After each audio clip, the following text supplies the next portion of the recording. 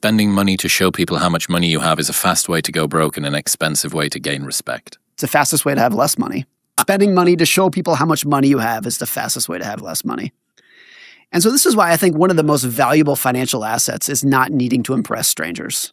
It's the most valuable financial asset that you can have on your balance sheet is to say, I want to use money as a tool to give myself and my family a better life. I do not want to use it as a yardstick of social status. By and large, because we massively overestimate, almost always, how much other people are paying attention to us. I've seen some fascinating studies. I thought they were so well designed of a study where some researchers took a woman and they put her in an objectively hideous, ugly sweater, like a comically ugly sweater, and sent her into a party. And she mingled about like with a sense of humiliation. And she came back out and they said, how many people in the party noticed your sweater? And she's like, everybody. Like everybody's staring at me and laughing. And they go into the party and they start asking people, did you notice a woman in the ugly sweater? No. Nobody's thinking about you as much as you are.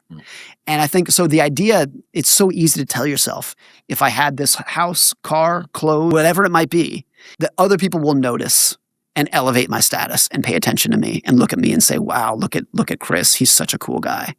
And the reality is most people aren't thinking about you because they're too busy thinking about themselves. They're inside their own head. Have you seen the Dartmouth scar experiment? No. Study participants were brought in, and as they were putting makeup on them, prosthetic makeup on, they make up the scar across their face, a massive scar across their face. And then as they're about to head in, they said, we're going to touch it up and just refine the scar a little bit more. And the participants weren't allowed to see themselves before they went in.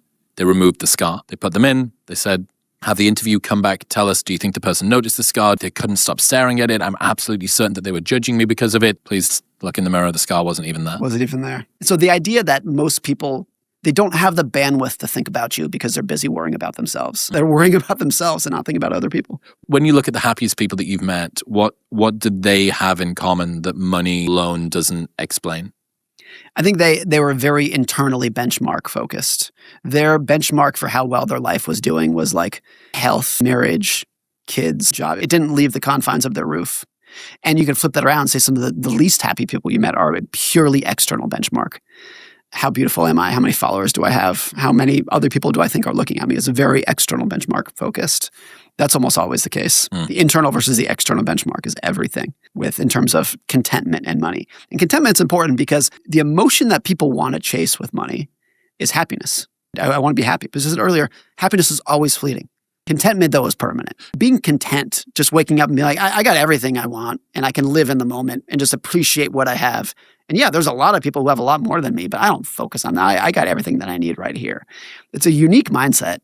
There's two elements that I thought about a lot last year to do with happiness. One is that happiness can only arise when uncertainty isn't present. Is my job going to be around in 3 weeks' time? Or is my partner going to stay with me? Or is my dog going to die? Or is my kid going to come home? Uncertainty is just cancerous to happiness. And the second one is from Naval, which is happiness can only arise when you don't want things to be different. So in as much as money is able to reduce uncertainty and allow you to want things to be different less, I think that creates a nice foundation, because that's kind of like a price that everybody has to pay. If you've got high uncertainty and you want lots of things to be different, to whatever extent money is able to reduce those things, I think that's a good reason to gain more of it. Just using it as a tool for optionality. To say, look, if we were to experience the second Great Depression, I'm going to be okay, and my kids are going to be okay. If I want to change careers, I can do that. If I want to move, I can do that. If I want to work less, I can do that. Having the mere option to do it, even if you're not exercising that option, is tremendous for people. Of just waking up this morning and being like, my life's in my control.